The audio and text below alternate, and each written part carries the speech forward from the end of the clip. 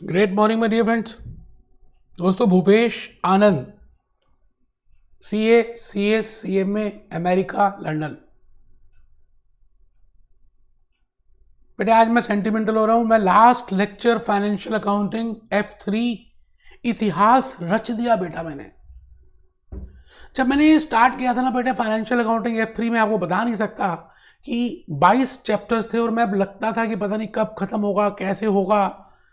But ये journey मेरी 1-2 महीने, 1.5 महीने, मैक्सिमम 2 मंथ्स में कंप्लीट हो गई बेटा। 22 chapters, 200 lectures approximately, with concepts, with logics, with full energy मैंने आपके लिए कंप्लीट कर दिए। मैं बस इस बात से ये कहना चाहता हूं कि आप कोई भी चीज बड़ी हो उससे घबराए नहीं। आप हर रोज जो स्टेप ले रहे हैं ना, हर रोज एक एक बूंद जो गिरती जा रही है ना बेटे, उसी से इफेक्ट होने वाला है।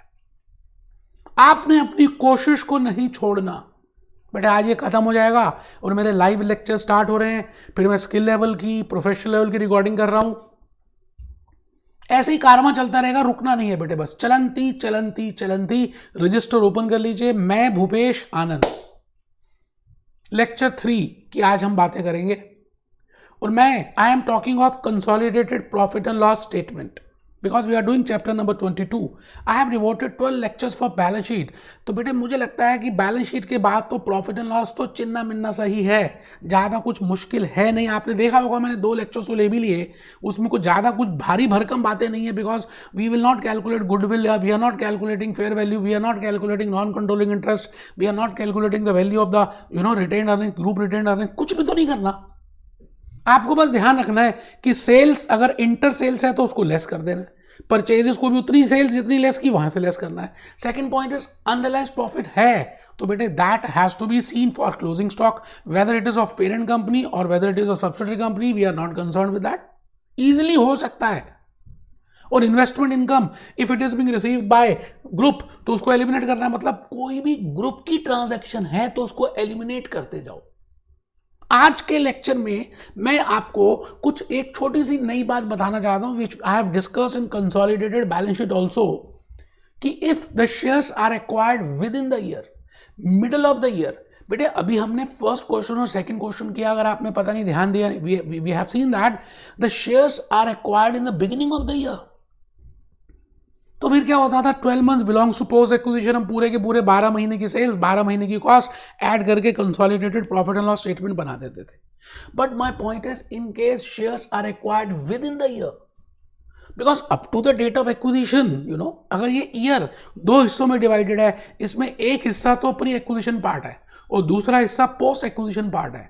तो बेटे प्री एक्विजिशन वाला हिस्सा, the part up to pre-acquisition, बेटे those sales are not to be combined, उनको सेल्स को ऐड नहीं करना है, उस कॉस्ट ऑफ सेल्स का भी कुछ नहीं करना है, उस ऑपरेटिंग एक्सपेंसेस का भी कुछ नहीं करना है। आप मेरी बात को समझ लें। आप पहले रजिस्टर निकालें, बाकी दो बातें हम धीरे धीरे करेंगे। Consolidated profit and loss, Kaplan भी बाहर निकाल लें, कैलकुलेटर बाहर निकाल लें। लेक्चर 3 है बेटे, चैप्टर 22 है, कंसोलिडेटेड प्रॉफिट एंड लॉस है। मैंने एक बात लिखनी है आज लास्ट में जो आपको बताई है, विनिंग और लूजिंग डज नॉट मैटर। आपका क्लियर होता है या नहीं होता, इससे ज्यादा इंपॉर्टेंट नहीं है आपने अपने हिसाब से 100% एफर्ट्स किए हैं या नहीं, दैट इज मोर इंपॉर्टेंट बेटे, वो ज्यादा इंपॉर्टेंट है। कर्मण्यवाधिकार से मां फलेशु कदाचन। बेटे आपने ईमानदारी से कैप्लॉन, ईमानदारी से cap BBP, you have done sincerely examination kit, learning the concepts. दुनिया की कोई ताकत नहीं है आपको फेल कर दे। आप अपने आप को खुद ही फेल करते हो और आप अपने आप को खुद ही पास कराते हो। तो आपने कोशिश करनी है, हिम्मत करनी है। मैं भूपेश आनंद आज आपके सामने एक बड़ी प्यारी सी एडजस्टमेंट बताने जा रहा हूं। पहले आप इसको लिख लेंगे, very very important. So we will firstly discuss that what I want to discuss today, that in case parent company holding company is investing the shares and becoming the relationship of parent and subsidiary within the year के बीच में कहीं पे उसने acquire किए हैं, तो मैंने assume किया let it be this be timeline. बेटे समय की रेखा, मैं समय हूं, देखिए समय बदल गया और समय आज आ गया जब लास्ट लेक्चर ले रहा हूं। और बेटे आप बताइए, एक ऐसा समय था जब मैंने पहला लेक्चर लिया था, ठीक है सर। तो beginning of the year, end of the year, but shares are acquired with in between. Beginning में भी नहीं एक्वायर किए, एंड में भी एक्वायर नहीं किए, कहीं बीच में, कहीं बीच में, कहीं बीच में, कहीं बीच में।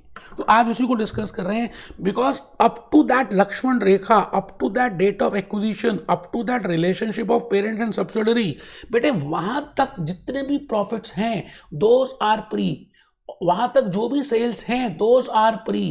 कॉस्ट ऑफ सेल्स है pre cost of sales, operating expenses हैं pre operating expenses. We are not concern with pre. हमें जो कंबाइन करना है, कंसोलिडेटेड बैलेंस शीट बनानी है, पोस्ट की बनानी है। तो बेटे आप जल्दी से चित्र बनाइए, flow chart, beginning of the year, post of the year, pre acquisition period. तो this period is pre acquisition because up in this period I am not your holding and subsidiary, you are not my subsidiary, I am not your parent, I am not your parent as per IFRS 10. So this period I will say is pre acquisition and that period is post acquisition. तो बेटे कुछ बातों का ध्यान रखना, बस 2-3 बातें समझ लीजिए, एक इलस्ट्रेशन करेंगे, कंप्लीट हो जाएगा। Only sales, comma, cost of sales, comma, operating expenses of. It means पूरी प्रॉफिटेबिलिटी स्टेटमेंट को अगर हम देखें, इवन द पहले सेल्स लिखते हैं, फिर कॉस्ट ऑफ सेल्स लिखते हैं, फिर operating expenses, distribution expenses, admin expenses, then we calculate operating profit, then we add investment income. वो सभी कुछ पोस्ट का हिस्सा ही होना चाहिए, ठीक है, वही लिखा है, अभी देख लेते हैं। Will be consolidated. और इसके लिए आपको क्या करना है, प्री एक्विजिशन पीरियड कितना है उसको देख लेना है, पोस्ट एक्विजिशन पीरियड कितना है उसको देख लेना है। You have to calculate the ratio in between these two, so that is time ratio. जैसे आप यहां देखिए ना, यहां पे अज्यूम करते हैं कि ये आपने बीच में किया या आपने कभी भी किया, तो यहां के कितने महीने, मतलब प्री एक्विजिशन पीरियड कितना है और पोस्ट कितना है। अब एक बच्चा कहता सर इसको निकालने की क्या जरूरत है, बिल्कुल ठीक पूछा आपने। बेटे the income statement of subsidiary company is prepared for the year ending, that is for 12 months. It means जो सेल्स आपको stand alone balance sheet, stand alone profit and loss statement of subsidiary company में given होंगी, वो 12 महीने की sales होंगी, 12 महीने की कॉस्ट ऑफ सेल्स होंगी, बेटे 12 महीने के एक्सपेंसेस होंगे। बट होल्डिंग कंपनी के लिए, पेरेंट कंपनी के लिए वो 12 महीने की सेल्स यूजफुल नहीं है। They only want that sales when which belongs to post acquisition period. तो बेटा holding company, parent company, because this is a company which has a liability to prepare consolidated profit and loss, so firstly has to bifurcate, apportion करना पड़ेगा बेटा, as we did in management accounting। overheads को हम apportion करते थे, divide करते थे, भाग करते थे कि भाई इतना हिस्सा प्री का है, इतना हिस्सा पोस्ट का है। तो सेकेंड स्टेप है, you have to calculate the time ratio because it is evenly distributed. बेटे प्री एक्विजिशन पीरियड और पोस्ट एक्विजिशन पीरियड, ठीक है सर। मैं आज अपनी होश में एक क्वेश्चन के थ्रू ये सारे कंसेप्ट्स क्लियर कर दूंगा। बेटे वो क्वेश्चन है इलस्ट्रेशन नंबर 3 आप ही के कैप्लन की। अभी हम उसी इलस्ट्रेशन में जा रहे हैं, बट उस इलस्ट्रेशन में जाने से पहले आप पहले एक बार फॉर्मेट बना दीजिए, सो दैट आपको एक आइडिया लग जाए कि whenever you want to do consolidated profit and loss, you have to prepare firstly the format, जैसे हमने स्टेटमेंट ऑफ फाइनेंशियल पोजीशन में किया था। एटलीस्ट मोटी मोटी हेडिंग्स तो लिख ही दीजिए ना, वो तो आती ही है। जैसे in profit and loss, revenue तो हो गई, बिना रेवेन्यू के क्या प्रॉफिट एंड लॉस होगा, कॉस्ट ऑफ सेल्स भी होगा, and we know that cost of sales is equal to opening stock plus purchases minus closing stock. फिर ग्रॉस प्रॉफिट आ जाता है जो आप ट्रेडिंग अकाउंट में निकालते थे, फिर लेस ऑपरेटिंग एक्सपेंसेस। अब ऑपरेटिंग एक्सपेंसेस के बड़े सारे पार्ट्स है, डिस्ट्रीब्यूशन एक्सपेंसेस, एडमिन एक्सपेंसेस, वो लिख लेंगे। फिर if I subtract that operating profit EBIT, then I add the income which do not relate to operations, that is investment income. उसके बाद हम लेस ऐड कर देंगे तो बेटे EBT आ जाएगा, and we have to pay tax for that, and then we will calculate profit after tax, and then we will calculate that how much is our share which belongs to non-controlling interest within that। तो आइए हम सब illustration number 3 को एक बार देख लें।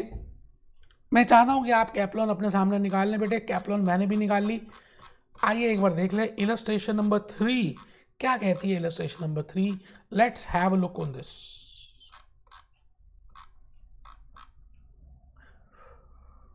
Mid year acquisitions. The following statement of profit or loss, वो कहता है जी फॉलोइंग स्टेटमेंट्स हैं, has been produced by P&S for the year ended 31st March 2009. पहली लाइन से मुझे ये समझ आ गया कि इस कंपनी का अकाउंटिंग पीरियड 31 मार्च को जब खत्म होगा तो स्टार्ट कब हुआ होगा बेटे? 1 अप्रैल 2008 को. It means 12 months starts from 1st April 2008 up to 31st March 2009. मुझे एंड पता हो तो मैं बिगिनिंग निकाल लेता हूँ, बिगिनिंग पता तो एंड निकाल लेता हूँ. मेरे को I know that accounting period belongs to 12 months. It contains 12 months. Revenue बेटे सेल्स गिवन है, बिल्कुल ठीक है. किसकी सेल्स गिवन है? This is P and this is S. Cost of sales बेटे इसमें क्या क्या होगा? Opening plus purchases plus direct expenses minus closing. उन्होंने ऑलरेडी ये फिगर कैलकुलेट करके हमें दे दिया. ग्रॉस प्रॉफिट जो आज तक आप ट्रेडिंग अकाउंट से निकालते आए, that is gross profit. Distribution cost बेटे ये डिस्ट्रीब्यूशन कॉस्ट तो प्रॉफिट एंड लॉस अकाउंट में जो आप बनाते थे 12th क्लास में, वो वाली आइटम्स हैं. Admin cost, distribution cost, selling cost सब लिखेंगे. Profit from operations means EBIT. अब तो बड़े हो गए ना आप अपने आप भी सिंबल समझ सकते हैं. Investment income. अब ये सवाल आता है कि इन्वेस्टमेंट इनकम कौन सी है. हम देखेंगे इन्फॉर्मेशन में क्या इसके बारे में कुछ बताया हुआ है या नहीं. In case question is not given anything, मैं ये मानूंगा कि investment income is not of inter group की नहीं है. कहीं हमने बाहर इन्वेस्टमेंट की है, वहां से कुछ हमें मिला. बट अगर क्वेश्चन कुछ कहता हो देखेंगे. Investment income, profit before tax, tax profit for the year. ठीक है जी, मैं आ गया नीचे इन्फॉर्मेशन में. पहले इन्फॉर्मेशन में गिवन है on 30th November P acquired 75% of issued share capital. वो कहता है ये 30 नवंबर को 2008, बट नेचुरल है जब my accounting period is from 1st April 2008 up to 31st March 2009. तो बेटे इन दिस ये आ गया ना 30th November 2008. It means April, May, June, July, August, September, October, November. तो अप्रैल, May, June, July, August, September, October, नवंबर, 8 महीने, 8 months. बेटे 8 months belongs to pre and 4 months belongs to post. आराम से देख लीजिए आप, because we are doing a practice that in case shares are acquired with in the year, then what we will be doing. You know in this the shares are acquired on 30th November. 30th 1 नवंबर भी है. बच्चे यहां भी गलती करते हैं कि नवंबर को इंक्लूड करें या नहीं करें. बेटे 30 नवंबर है. अगर 1 नवंबर होता तो मैं नवंबर को इंक्लूड नहीं करता. तो मैंने अप्रैल लिया, मई लिया, जून लिया, जुलाई लिया, अगस्त लिया, सितंबर लिया, अक्टूबर लिया. 8 महीने ले लिए, 4 महीने वहां पर हैं. 75% of the share capital of S. वो कहता है कि हमने 75% शेयर कैपिटल ले ली. So as per IFRS 10 first criteria is being met. तो बाकी तो मैं अज्यूम करूंगा हैं. No dividend were paid by either of the entity. ये बात बड़ी अच्छी बता दी उसने. वो कहता है एच ने भी, होल्डिंग ने भी, पेरेंट ने भी और सब्सिडरी ने भी कोई अपने डिविडेंड को दिया नहीं. बेटे it is important. it is also not necessary to pay dividend every year because it depends upon the discretion of the management. तो हर साल डिस्ट्रीब्यूट करना प्रॉफिट ये भी वैसे कंपलसरी है ही नहीं, तो उन्होंने डिविडेंड दिया ही नहीं. इससे एक बात ये समझ आ गई कि ये जो इन्वेस्टमेंट इनकम है ये इंट्रा ग्रुप तो नहीं है, ये एक्सटर्नल है. तो एक्सटर्नल तो लिखते ही है. ठीक है जी, आगे द इन्वेस्टमेंट इनकम. उसके बाद उसने क्लैरिफाई भी कर दिया, the investment income is from listed investments and has been correctly accounted. मतलब किसी और दूसरी इन्वेस्टमेंट में से उन्होंने फायदा प्रॉफिट लिया और वो हो गया. ठीक है जी. The profits of both the entities are deemed to accrue evenly over the year. बराबर बराबर प्रॉफिट्स इक्वली डिस्ट्रीब्यूट हो रहे हैं. बेटे ये बात भी समझ आ गई. प्रिपेयर द, ये अगर नहीं भी गिवन होता तो हमें पता है that profits are evenly distributed. That we know, this is the evergreen assumption. Prepare the consolidated profit and loss of P group for the year ended 31 March 2009। बिल्कुल ठीक है बेटे, मैं 1 मिनट और दे रहा हूँ, आप आराम से देखिए। हमने इस क्वेश्चन को बड़े प्यार से पढ़ा है, पहले लॉजिक समझा है, एक एक पॉइंट को समझने की कोशिश की है। बेटे आंसर तो है ही, फिर मेरा क्या बेनिफिट है अगर मैं खाली आंसर ही बता दूं। बेटे firstly you should know how to read a question, how to catch the information. आइए इसको हम सब प्यार से करेंगे। आप अपनी शीट्स निकाल लीजिए, मैं भी अपनी शीट्स निकाल रहा हूं, हम आराम से इसको पहले करेंगे। और बेटे मैंने वर्किंग नोट 1 बना भी दिया। सर आपने बना दिया? हाँ बेटा, मेरे पास हार्ड कॉपी है सामने, आप अपने पास हार्ड कॉपी रखिए। मेरी हार्ड कॉपी ये रही, मैं हार्ड कॉपी सामने रख रहा हूँ, बार बार चेंज तो करूंगा नहीं। क्वेश्चन आपको पढ़वा दिया। मैंने एक टाइमलाइन बनाई और 1 अप्रैल 2008 से 31 मार्च 2009 तक लिखा और 30 नवंबर को झंडा फहरा दिया। It means 8 months belongs to pre and 4 months belongs to post. तो उसको हम 2:1 भी कह सकते हैं या 8 मंथ्स और 4 मंथ्स भी कह सकते हैं। And as on this date, that is as on 30th November 2008, 75% shares are being held. मुझे लगता है पहला वर्किंग नोट तो सभी को क्लियर है, कोई मुश्किल है ही नहीं। नोट कर लीजिए बेटे, नोट करना है, बिकॉज ये कैप्लर में इस तरह से समझाया नहीं हुआ। They have not given like this. बेटे ये भूपेश आनंद का प्यार है, अभी लेक्चर्स खत्म हो जाए आप मेरे को याद करेंगे कि अगर कहीं से पढ़ा था तो भूपेश आनंद से पढ़ा था। और इस बात का मैं आपको पूरा प्रूव कर दूंगा कि you will be skill level, professional level तक आप मुझे छोड़ने वाले नहीं है, क्योंकि मैंने आपको मन से, दिल से, एनर्जी से पढ़ा है। तो 8 months belongs to pre and 4 months belongs to post. 75% is a holding. And the second point, working note number 2, even if there is no need for that, but still I have given a note. Investment income is not from group. Because that has been given, that no dividend has been declared by either of the company, that is neither by parent company nor by subsidiary company. It means this investment income is from outside world, so that has to be combined. It is not an intra-group transaction. ठीक है sir, लिख लीजिए। आज कितने बच्चे सब बिल्कुल ईमानदारी से कमर सीधी करके मोबाइल ऑफ करके टेबल चेयर में पढ़ रहे हैं, क्योंकि लास्ट लेक्चर है आज, उनका भी मन भारी हो रहा है। बेटा मेरा तो मन भारी हो ही रहा है। आइए जी, मैंने एक बात और क्लियर करने की कोशिश की, that because 4 months belongs to post acquisition. कौन कौन से 4 महीने? दिसंबर, जनवरी, फरवरी, मार्च। 4 months. Post acquisition period is 4 months. Post acquisition period is 4 months. December, January, February, March. It means only 4 months sales.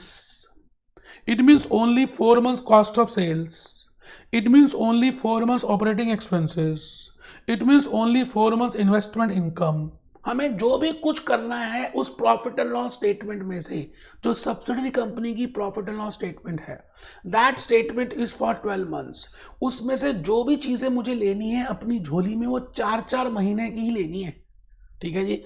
Will be post in nature for P limited. P limited parent company के लिए, if I see from the point of view of parent company, those are post in nature. ठीक है sir, बहुत बढ़िया। तो आइए, मैंने अपने सामने एक क्वेश्चन रख लिया। क्वेश्चन कह रहा है रेवेन्यू 1,51,800। अभी हम कर नहीं रहे, खाली समझाना चाह रहा हूं बेटे। P consolidated profit and loss account जब बनाएंगे, स्टेटमेंट बनाएंगे, तो हमें कंबाइंड सेल्स लिखनी है, कंसोलिडेटेड लिखनी है, मतलब पी की तो लिखनी है 100%, plus plus plus post acquisition sales of S. मतलब 4 महीने की जो सेल्स हैं, क्योंकि प्रॉफिट एंड लॉस स्टेटमेंट तो 12 महीने का बनता है, तो 4 months की जो सेल है, because 4 months is a post acquisition period, that will belong to that will be added while calculating consolidated balance sheet of profit and loss। तो बेटे 1,51,800 मैंने लिख दिया, plus post acquisition sales of S. Question में लिखा ही हुआ है कि ये इवनली डिस्ट्रीब्यूटेड है। नहीं भी दिया होता तो हम मान लेते कि ये 1,08,850 की जो सेल्स है 1 महीने की नहीं है, 6 महीने की नहीं है, 12 महीने की है। तो बेस्ट असम्पशन क्या है कि ये बराबर बराबर बराबर बराबर 12 हिस्सों में डिवाइडेड है। तो हमें लास्ट के 4 हिस्से लेने हैं, क्यों?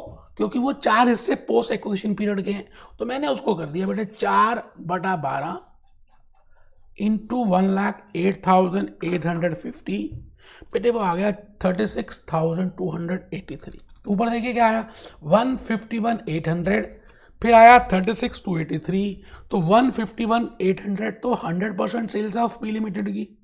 36,283 is the post acquisition sales of subsidiary, तो वो मैंने ऐड कर दिया। तो इसका मतलब when I prepare a consolidated profit and loss statement, मैं सेल्स जो लिखूंगा वो लिखूंगा बेटे 1,88,083। ठीक है जी, अभी देख लेते हैं, अभी बनाएंगे तो देखेंगे।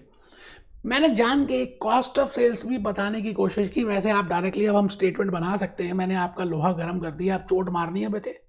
Similarly, when I have taken sales for 4 months of subsidiary company, तो बेटे कॉस्ट ऑफ सेल्स तो 12 महीने की बैठी हुई है वहां पर, उसको भी तो 4 महीने का लेना चाहिए भाई। जितनी सेल्स ली, कॉस्ट ऑफ सेल्स भी तो पोस्ट एक्विजिशन पीरियड के लेनी चाहिए। सेकंड पॉइंट, मैंने सेल्स 4 महीने के लिए, तो कॉस्ट ऑफ सेल्स में 12 महीने की क्यों लूंगा लॉजिकली? तो मैंने यहां पे लिखा consolidated cost of sales P limited 71,900, P limited share of cost of sales for post acquisition period of S limited.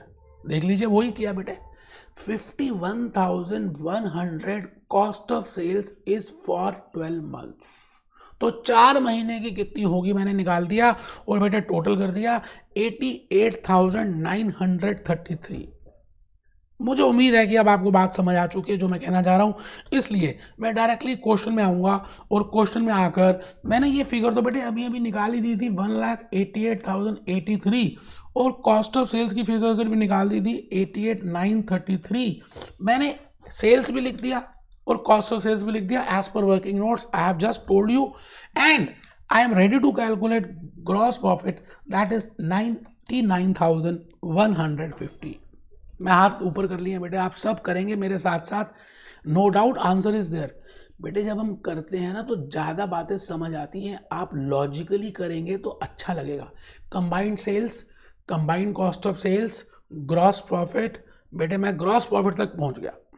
अब हम आ गए जी डिस्ट्रीब्यूशन कॉस्ट। ठीक है सर, अब देखिए पी लिमिटेड की डिस्ट्रीब्यूशन कॉस्ट तो पूरी लेनी है 35,600, बट डिस्ट्रीब्यूशन कॉस्ट हम 12 महीने की एस लिमिटेड की नहीं लेंगे, we will only take for 4 months. तो हम देख रहे हैं उसकी कितनी है 25,650, 12 महीने की है, तो इंटू 4/12 कर दिया और फिर मैंने टोटल किया। चलिए जल्दी से कैलकुलेटर से करके दिखाइए और मुझे बताइए कि कितनी फिगर आ रही है। मैंने तो देखकर लिख दी बेटे 44,150। आराम से मैं रुक गया हूं, आप कैलकुलेटर से कैलकुलेट करें फिर देखें क्या 44,150 आ रहा है। अब मुझे निकालना है बेटे earning before interest and tax which is gross profit minus distribution cost, and that figure will be 55,000। ये भी मैंने कैप्लॉन से देख के लिख दिया क्योंकि लॉजिक और कंसेप्ट तो मैंने आपको बता ही दिए। अब प्लस माइनस करना यार, आप समझ रहे हैं ना मेरी बात को। मैं अपने सामने stand alone profit and loss रखा हुआ है, मैं उससे देखता हूं और लिखता हूं, जैसे मैंने आपको टेक्निक बताई थी, ये टेक्निक समझनी है आपने। ठीक है जी, इन्वेस्टमेंट इनकम। अब आपको पता है कि यहां पर investment income is not a group investment income, तो 600 इंटू 4/12। मैंने कहा जी सारे एक्सपेंसेस और सारी इनकम को 4/12 करेंगे of S limited because they R post. आओ जी आओ जी, दिल से दिल लगाओ जी, लास्ट क्लास है जी, मन बड़ा दुखी है जी, अब पता नहीं कब मिलेंगे जी। I have calculated EBT, PBT that is 56,600। मैं यहां तक रुक गया हूं। टैक्स, बेटे टैक्स तो स्टैंड अलोन बैलेंस शीट से, स्टैंड अलोन प्रॉफिट लॉस से उठाओ और वो लिख दो, जैसे 23,100 प्लस 16,312 महीने का इंटू 4/12। लो सर 28,533 आ गया जी, और लास्ट में मैंने फिगर भी लिख दी जी 28,067। अच्छा 28,067 क्या है? ये तो ग्रुप की है, ये तो ग्रुप प्रॉफिट है, group profit for the year 28,067। इसके दो हिस्से हैं वैसे, एक तो पी का और एक नॉन कंट्रोलिंग इंटरेस्ट का। अच्छा, नॉन कंट्रोलिंग इंटरेस्ट यहां पे कितने परसेंट है? 25% है, चेक करिए। अच्छा, उसको हिस्सा किसमें से मिलना चाहिए? पी लिमिटेड के प्रॉफिट से मिलना चाहिए या एस लिमिटेड के प्रॉफिट से मिलना चाहिए? बेटे एस लिमिटेड के प्रॉफिट से मिलना चाहिए। ये देखो 25% मैंने निकाल दिया जी, 26,000, 25% मैंने निकाला 26,400 इंटू 4/12, क्योंकि हमने पोस्ट ही लिया है, हमें पोस्ट ही लेना है ना। प्री का तो एनसीआई आपको फेयर वैल्यू एडजस्टमेंट गिवन होगी at the time of acquisition, तो पोस्ट पीरियड का प्रॉफिट तो ऐड करते थे जब आप एनसीआई निकालते थे। तो बेटे ये फिगर आ रही है 1367, तो मैं क्या करूंगा 28,067 में से 1367 लेस कर दूंगा और ये आ जाएगी फिगर 28,060, ये फिगर आ जाएगी बेटे 26,700। आराम से देख लीजिए, कोई जल्दी थोड़ी है। 26,700। अच्छा, इसमें क्या क्या है बेटे? इसमें दो तीन चीजें छुपी हुई हैं, दो चीजें छुपी हुई हैं। एक तो पी लिमिटेड का अपना प्रॉफिट, और दूसरा पी लिमिटेड का share, P limited share in post acquisition profits of S limited.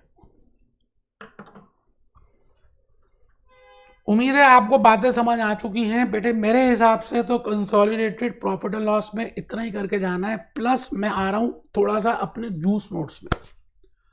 मैंने आपको एसोसिएट्स बताना है और बड़ा इजी है बेटे, उसका प्रैक्टिकल नहीं करके जाना अपने एसोसिएट्स का। आपको जस्ट मीनिंग पता होना चाहिए, what is the meaning of associate, what is the meaning of significant influence and when we can have a significant influence, what is equity accounting, उसकी थोड़ी सी थ्योरी पता हो। प्रैक्टिकली आपके कोर्स में नहीं है, वो हम F7 में करेंगे, ठीक है जी। तो मैं स्टिल थोड़ा सा बताऊंगा आप सभी को। आइए एक बार जूस नोट्स में आ जाए, सभी मेरे जूस नोट्स में आ जाए। लास्ट टाइम देख रहे हैं बेटे आज जूस नोट्स, फिर पता नहीं कब मिले, किस पेपर में मिले, किस सब्जेक्ट में मिले, पता नहीं, कोई बात नहीं। लाइफ यही तो है बेटा, मिलना बिछड़ना यही है। आप अपना सफ़र तय करें, जल्दी से आप नॉलेज लेवल क्लियर करें, स्किल में आ जाएं और लाइफ में आने वाले दिनों में आप आगे पहुंचें, अपने पेरेंट्स का नाम रोशन करें। ये देखिए मैंने कितने बढ़िया तरीके से कंसेप्ट नंबर 5 में अपने जूस नोट्स में एसोसिएट्स का मीनिंग समझाने की कोशिश की है। अगर आप ये टेबल ही कर लेते हैं ना तो समझ लीजिए आपका जो रेलेवेंट पार्ट है हो गया। मैं थोड़ा सा फॉन्ट बड़ा कर देता हूं जिससे कि और ज़्यादा समझ आ जाए आपको। An associate is an entity over which the investor has a significant influence. इसका मतलब यहाँ भी एक इन्वेस्टर है और यहाँ पर भी एक इन्वेस्टी है, लेकिन यहाँ पर इसके पास इसने 50 तो नहीं, सिग्निफिकेंट इन्फ्लुएंस किया हुआ है, ठीक है। अब हमें नहीं पता सिग्निफिकेंट इन्फ्लुएंस क्या है। Significant influence is a power to participate in the financial and operating policy, ठीक है सर।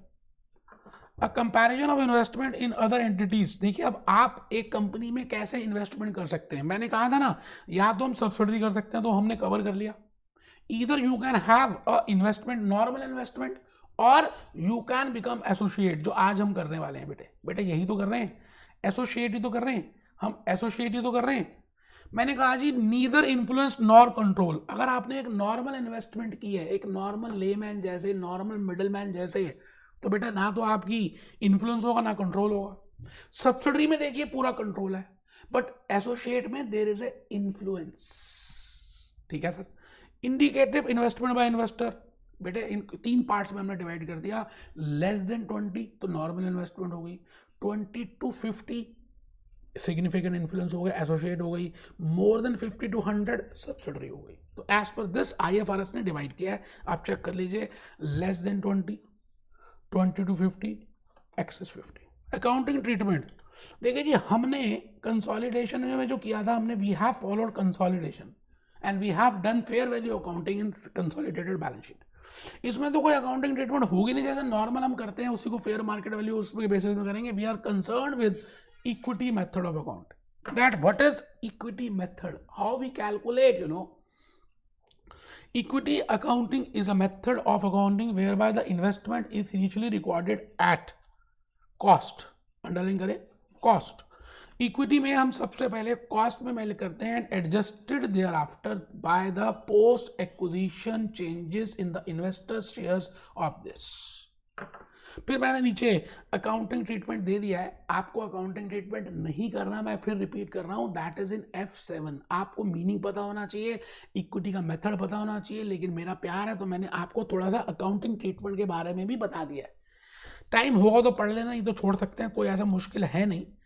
बस लास्ट में मैं ये कहूंगा, dream it, believe it, build it. सबसे पहले आपको सपने बनाने चाहिए बेटे, बड़े बड़े, उनको लिखना चाहिए, उसमें विश्वास करना चाहिए कि वो आपको मिल जाएंगे, और फिर उसको बिल्ड करना चाहिए. इन्हीं 3 बातों के साथ मैं F3 के लिए अपनी वाणी को विराम दे रहा हूं. हम फिर मिलते हैं किसी सब्जेक्ट में, किसी दूसरे स्किल लेवल में, प्रोफेशनल लेवल में. मेरी बेस्ट विशेष आपके साथ हैं. भगवान करे कि आपका मन पढ़ाई में लगे और आप बेस्ट एफर्ट्स दें, कर्म पूरा करें. आपके मन में ये ना आए कि मैंने ये कर सकता था नहीं किया, बस ये वाली बात नहीं आनी चाहिए. बाकी तो देखिए, विनिंग और losing is not life. Life is a celebration. मिलते हैं दोस्तों.